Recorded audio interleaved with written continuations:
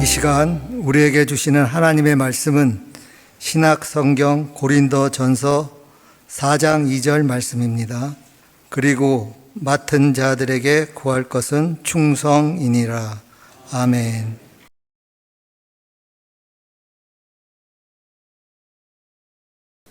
신약 성경을 기록한 이 헬라어에도 영어처럼 전치사가 있습니다.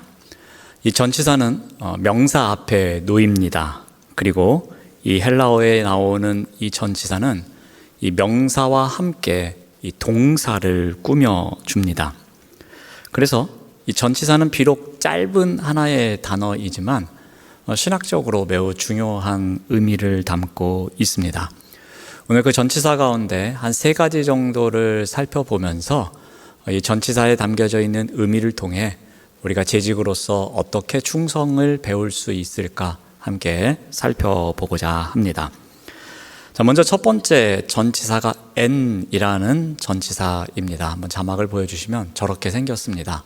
그리고 여기 안에 담겨져 있는 신학적인 의미는 있어야 할 자리에 머무는 정체성을 말합니다. 자, 전치사 n은 이 신약 성경에 총 2757회 나오고 있습니다. 주로 어디 안에라는 뜻을 갖고 있습니다. 영어로 말하면은 in이라는 전치사라고 보시면 되겠습니다. 장소를 말하기도 하고요, 시간을 말하기도 하고요, 상태를 표현할 때도 사용합니다. 자, 그런데 이 전치사 n이 들어간 이 어구 중에서 이 가장 중요한 것이 하나 있습니다. 그것이 바로 엔 크리스토입니다. 번역하면 그리스도 안에서라고 번역할 수 있습니다. 자, 이 표현은 신약 성경에 170번 정도 나옵니다. 그리고 거의 다 바울 서신에 등장하고 있습니다. 바울이 말하는 이 엔 크리스토, 이것은 그리스도와의 관계를 의미합니다. 그러니까 우리가 n이라는 전치사를 통해서 배울 수 있는 것, 재직의 정체성, 그것은 무엇일까? 그것은 그리스도와의 관계를 이야기하는구나 라고 생각하시면 되겠습니다.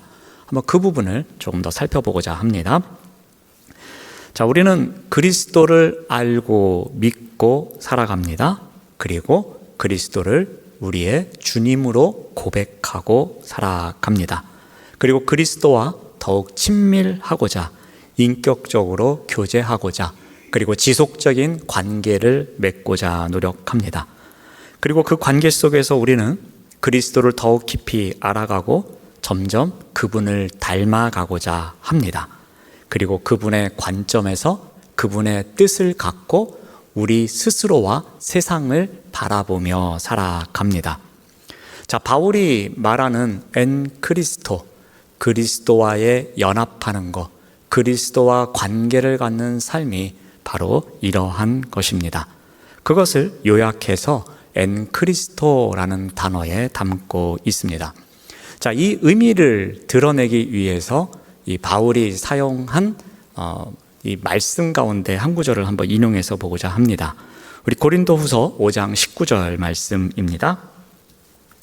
곧 하나님께서 그리스도 안에 계시사 세상을 자기와 화목하게 하시며 그들의 죄를 그들에게 돌리지 아니하시고 화목하게 하는 말씀을 우리에게 부탁하셨느니라. 자, 이 말씀에서 바울은 하나님께서 그리스도 안에 계셨다라고 기록하고 있습니다. 그러니까 이 엔크리스토를 공간적인 개념으로 접근을 한다면 예수 그리스도는 하나님께서 이 땅에 머무시기 위해서 지으신 살아있는 성전이라는 개념으로 접근할 수 있습니다.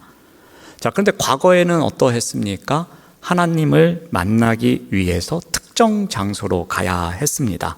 그것이 성전이었고 제단이었고 지정된 공간이 있었습니다. 자, 그런데 예수 그리스도께서 이 땅에 오신 이후로 하나님은 그 어떠한 특정한 장소가 아니라 예수라는 인격 안에 머물고 계셨습니다. 자, 그러므로 우리가 말하는 그리스도와의 연합이라는 것은 단순히 예수 그리스도와 교제하고 예수 그리스도를 믿는 것만을 의미하는 것은 아닙니다. 그것을 넘어서 하나님이 거하시는 그 거룩한 공간 안으로 우리가 직접 들어가는 것을 의미합니다. 그러니까 엔크리스토라는 그 의미 가운데는 그리스도 예수와만의 교제가 아니라 예수 그리스도를 통해서 하나님을 만난다라는 의미를 이야기합니다.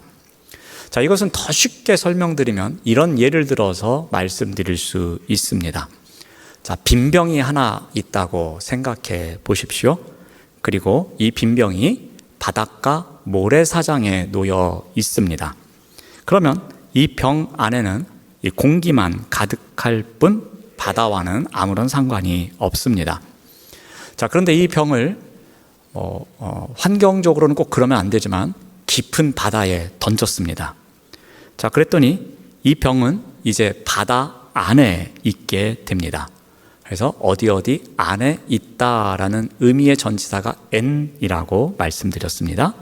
자, 병이 이제 바다 안에 들어가는 순간 이 병은 이 바다라는 거대한 영역에 완전히 에워싸이게 됩니다.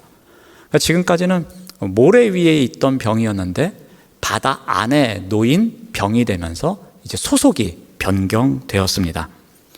자, 그런데 이제 더 놀라운 사실은 이 병 안으로 물이 들어옵니다. 자, 바닷물이 그 병 안으로 흘러 들어오면서 병을 가득 채우기 시작합니다. 자, 그런데 병이 바닷속에 오래 머뭅니다. 물이 들어왔고 가라앉았고 시간이 점점 지나갑니다. 그러니까 바닷물 안에 머물러 있는 시간이 흘러가는 가운데 이 병의 겉면에 조금씩 바다 안에 있는 흔적이 생깁니다. 뭐 이끼가 끼일 수도 있고요. 뭐 물고기가 왔다 갔다 하면서 어떤 그 바다 생태계만에 있을 수 있는 그 무엇인가가 이 병에다가 흔적을 남길 수 있습니다. 자, 병 안에는 이 바다의 특유한 향기가 배 수도 있습니다.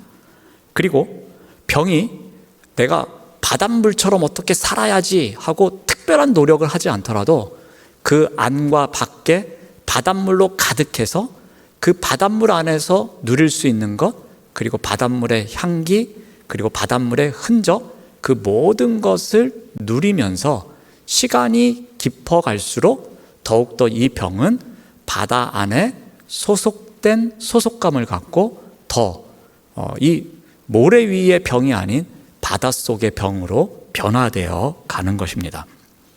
자, 우리가 이 그리스도 안에 머문다라는 것은 바로 이런 의미가 있습니다.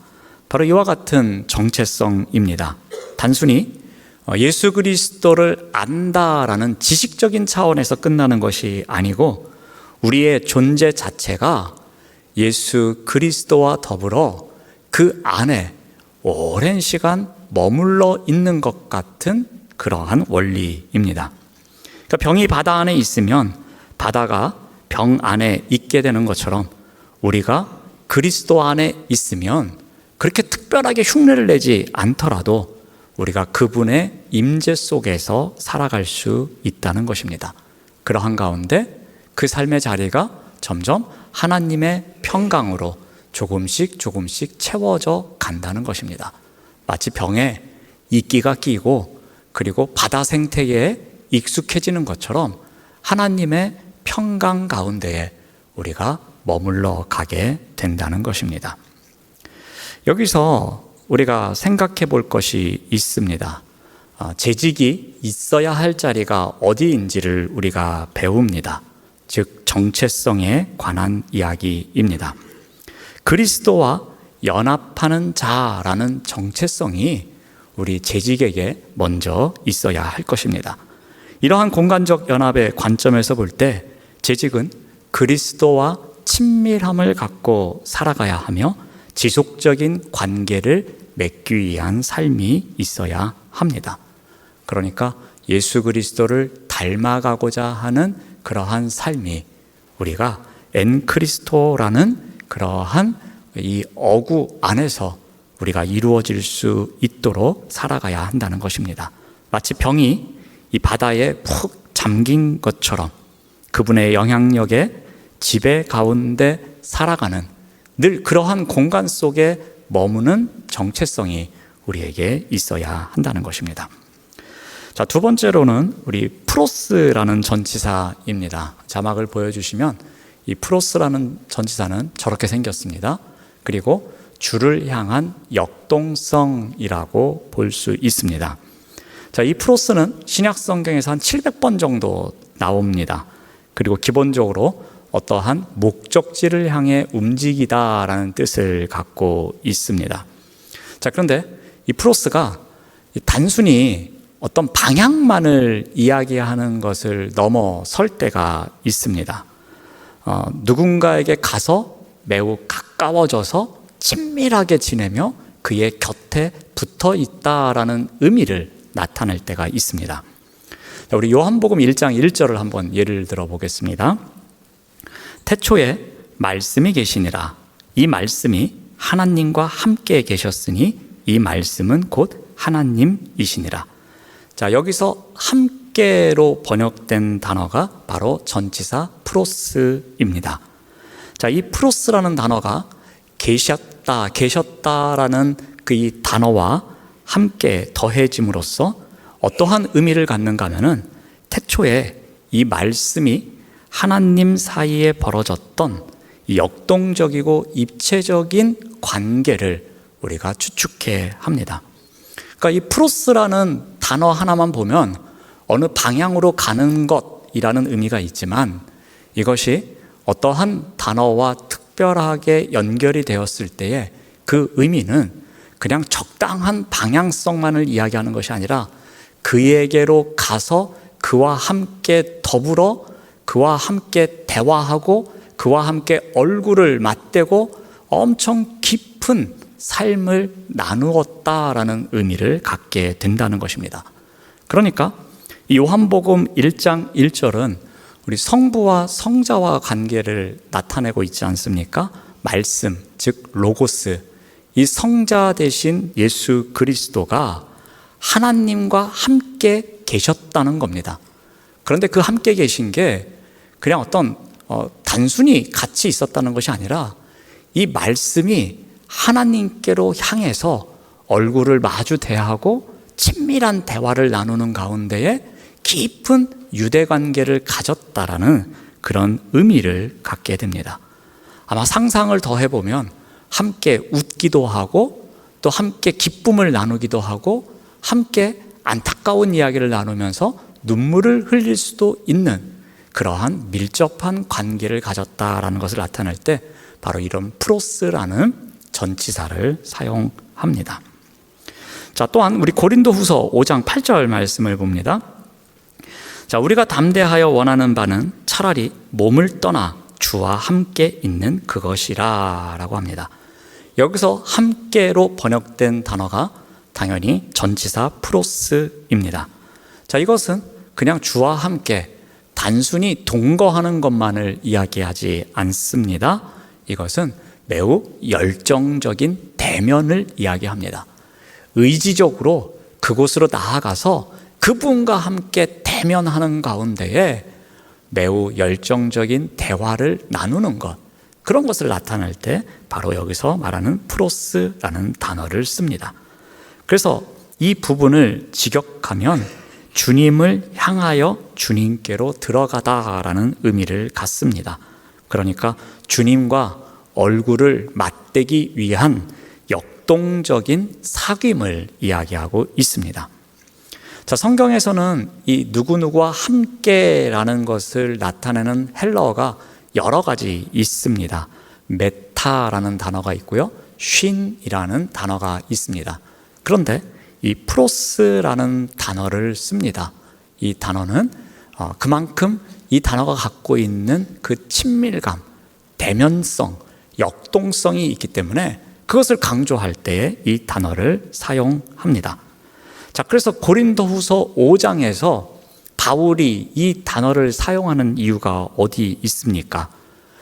자신을 비롯해서 성도들이 죽은 이후에 어디를 가는지를 묘사하는 부분이 이 고린도후서 5장에 나오지 않습니까? 장막집이 무너집니다. 하늘에 있는 영원한 집이 우리를 기다리고 있다고 이야기합니다.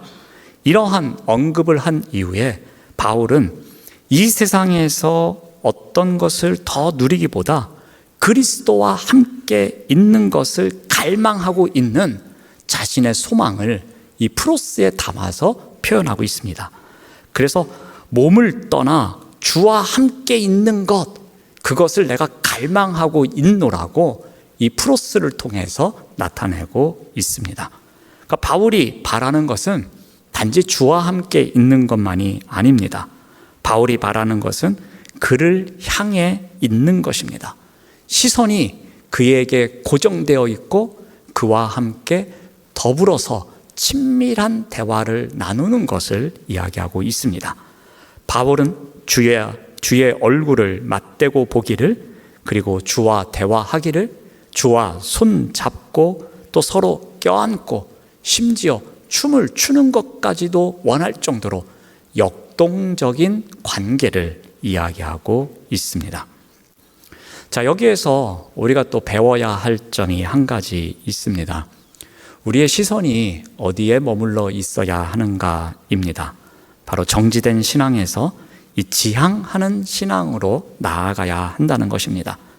자, 신앙생활을 하다 보면은 우리가 첫 번째로 나눈 전치사에 만족할 때가 있습니다. 엔 크리스토, 하나님, 저는 그리스도 안에 머물러 있으면 전부입니다. 저는 이것으로 만족합니다. 그러니 저는 전치사 N의 신앙으로 100% 만족하오니 저는 여기가 좋습니다 하면서 그 자리에 머물러 있는 데에 만족하는 경우가 있습니다. 그리스도 안에 있다는 것만으로 안도감에 머물러 있어서 영적으로 정체될 때도 있습니다. 자, 이때 필요한 것이 있습니다. 바로 N의 신앙에만 머물러 있는 것이 아니라 프로스의 신앙으로 나아가고자 하는, 지향하는 신앙이 우리에게 있어야 합니다. 이를 위해서 우리가 점검해 볼 수 있는 것이 바로 우리의 기도입니다. 우리가 하는 기도의 내용을 돌아보시면 우리가 대부분 N의 신앙에 머물러 있는 경우가 있습니다. 제가 이런 정도가 좋습니다. 여기에 머물러 있으면 좋습니다. 딱 이것 이상 필요 없습니다 하면서 안주하는 기도에 있다면, 그것을 넘어서 주님의 마음을 더 알고 싶습니다, 주님께로 더 가까이 나아가고 싶습니다 라는 이 프로스의 몸부림이 우리에게 있어야 할 것입니다. 우리가 N의 신앙에만 머물러 있는 것이 아니라, 물론 그것도 엄청 중요합니다.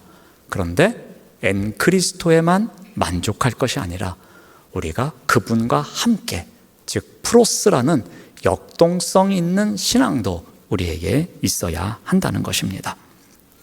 그러므로 우리가 이 기도의 자리에서든 어떠한 자리에서든 단 몇 분이라도 주님과 계속해서 인격적으로 교제하는 가운데 끊임없이 그분에게 우리의 시선이 향할 수 있도록 훈련하는 것, 이것이 매우 중요합니다. 그래야지만 N 그리스도라는 N의 신앙에만 우리가 신앙 속에서 안정감을 누리는 동시에 날마다 주님을 향해 시선을 고정하는 프로스의 역동성을 우리가 함께 갖출 수 있는 것입니다.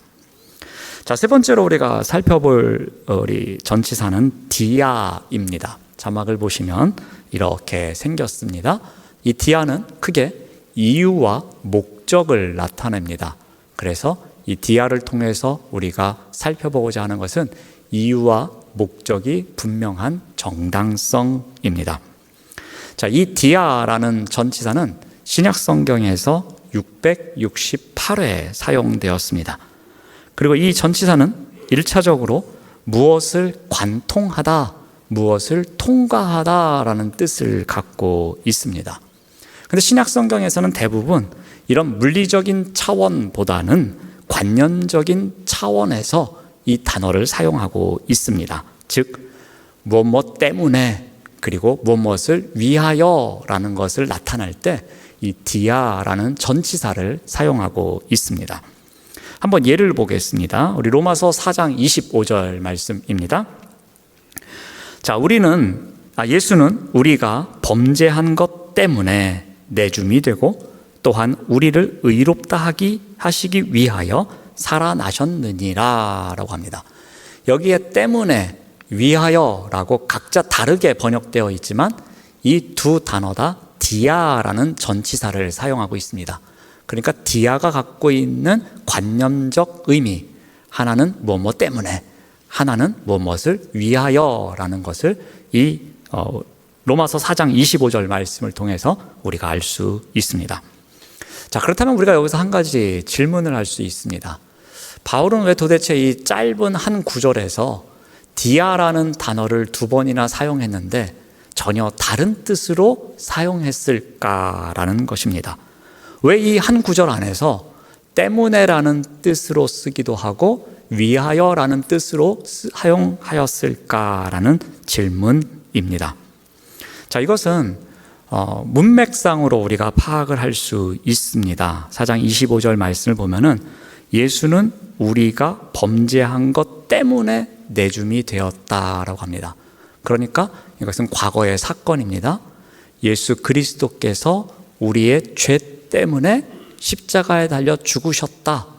그 이유를 나타내기 위해서 디아라는 전치사를 사용한 것입니다. 여기서 디아는 과거에 일어난 우리의 잘못이 예수님의 죽음이라는 결과를 불러왔음을 나타내고 있습니다. 자, 두 번째 디아는 미래적인 목적의 의미가 있습니다. 그래서 우리 25절 말씀을 다시 보면은 또한 우리를 의롭다 하시기 위하여 살아나셨다라는 겁니다. 그러니까 이 우리 때문에 죽으신 예수 그리스도께서 우리 때문에 다시 살아나신 거예요. 근데 무엇을 위해서요?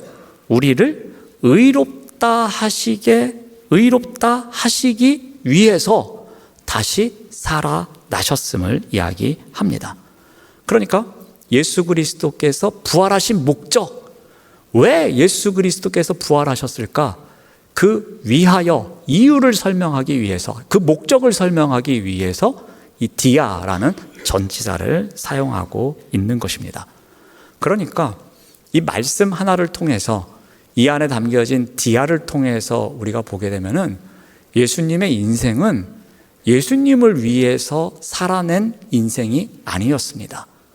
우리 때문에, 우리의 죄 때문에 십자가에 달려 죽으셨고 우리를 의롭게 하시기 위해서 다시 부활하셨다는 것을 보게 됩니다. 그러니까 예수님의 인생에 있어서 이 디아라는 전치사는 자기 자신을 위한 것이 아니었습니다. 이것은 전적으로 타인을 위한 디아였습니다. 그래서 바울이 이 디아를 두 번 사용하면서 예수 그리스도의 인생을 이 한 절로 묘사한 겁니다. 죽으신 이유, 그리고 부활하신 목적, 이것이 무엇인지를 정확하게 설명하고 있습니다. 그러니까 복음의 핵심입니다. 그 복음의 핵심을 이 전치사 똑같은 것을 두 번 대꾸로 사용함으로써 표현하고 있는 것입니다. 바울이 전치사 하나를 배치할 때에도 이토록 정교하게 대꾸로 맞춘 이유가 바로 여기에 있는 것입니다. 그것은 우리의 구원이 우연이 아님을, 우리의 구원의 원인이 어디에 있는지를 정확하게 가르쳐주고 있으며, 그리고 그 목적이 무엇인지를 우리에게 가르쳐주고 있습니다. 여기서 우리가 배울 수 있는 것이 무엇이겠습니까? 재직으로서 어떤 이유와 목적을 갖고 살아가야 하는가입니다. 우리가 어떠한 이유가 있고 어떠한 목적을 갖고 살아가는 정당성이 우리에게 있어야 하는가입니다. 우리가 맡겨진 그 자리에서 충성을 다하기 위해서 어떠한 정당성을 갖고 살아가야 하는가? 그것을 우리가 한번 점검했으면 하는 것입니다. 우리 또한 삶의 이유를 어디에 둬야 하는지 정확하게 알아야 할 것입니다. 그 디아의 영성을 갖고 있는 그리스도인이 되어야 할 것입니다. 오늘 내가 담당할 수 있는 것, 오늘 내가 나에게 맡겨준 일을 내가 잘 담당할 수 있는 것, 그것은 내가 탁월한 실력이 있어서가 아니라 그리스도께서 나를 위해 죽으셨다는 것, 나 때문에 죽으셨다는 이 귀한 진리를 우리가 마음속에 갖고 있을 때 우리가 쉽게 흔들리지 않고 그 자리에서 우리에게 맡겨주신 일에 충성을 다할 수 있을 것입니다. 이것이 우리의 삶의 이유가 되어야 되고, 이것이 우리가 왜 충성을 다해야 되는지 그 이유가 되어야 할 것입니다. 또한 우리의 삶의 목적을 어디에서 찾아야 되겠습니까? 우리가 무엇을 위해서 충성을 다해야 하겠습니까? 우리가 달려가야 할 표대가 무엇입니까? 그것은 바로 오늘 내가 사람들에게 칭찬받기 위한 것이 아니라 하나님께 칭찬받는 사람, 하나님의 마음을 시원케 해드리는 그러한 충성된 일꾼이 되고자 하는 그러한 목적이 분명하게 우리에게 있어야 할 것입니다. 그러므로 한번 우리 마음속으로 이 디아 신앙의 선언문을 한번 해보시기 바랍니다. 제가 참고로 이렇게 적어봤습니다. 나는 그리스도의 대속 덕분에, 그러니까 첫 번째 디아죠. 무엇 때문에 오늘 하루를 살아갈 힘을 얻습니다. 그리고 나는 하늘에 예비된 소망을 위하여, 두 번째 디아입니다. 오늘 만나는 사람들을 위해서 섬기며 살아가고자 합니다. 라는 우리 디아의 신앙 선언문을 나름대로 적어보시기 바랍니다. 내가 충성을 다하고자 하는 정당성이 과연 어디에 있을까? 무엇 때문에 내가 충성을 해야 되고 무엇을 위해서 내가 충성을 다해야 할까? 그런 정당성이 우리에게 있어야 할 것입니다. 그럴 때 우리가 하나님께서 주시는 그 힘으로, 우리가 그 열정으로 끝까지 우리에게 맡겨진 일을 다 할 수 있지 않을까 생각해 봅니다. 자, 오늘 우리 재직 수련회로 모였습니다. 그런데 조금은 어려운 이야기, 그리고 별로 재미없는 말씀을 나눴습니다. 하지만 전치사 3개를 꼭 기억하시기 바랍니다. 첫 번째 전치사가 N이라는 전치사였습니다. 여기서는 우리가 정체성 이야기를 했습니다. 내가 있어야 할 자리가 어디일까? N 크리스토, 그리스도 안에 머무는 삶. 마치 빈병이 깊은 바닷속에 빠져서 그 생태계 속에서 머무는 가운데에 내가 밖에 있을 때는 누리지 못했던 것을 이 안에서 누리고 있는 것처럼 우리가 세상 속에서 누리지 못하는 것을 예수 그리스도 안에서 누릴 수 있는 그러한 정체성을 갖고 살아가야 할 것입니다. 두 번째는 프로스였습니다. 이것은 주를 향한 역동성이었습니다.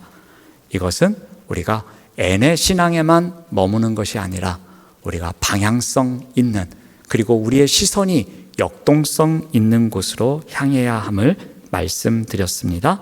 그래서 주님의 인격과 성품을 묵상하는 가운데에 그분과 눈을 맞추는 시간, 그분께로 시선을 향하고자 하는 시간을 우리가 늘려가는 가운데 이 프로스의 역동성을 우리가 실천하며 살아가면 참 좋겠습니다. 자, 세 번째는 디아의 전치사 디아였습니다. 이것은 이유와 목적이 분명한 정당성이라고 말씀드렸습니다.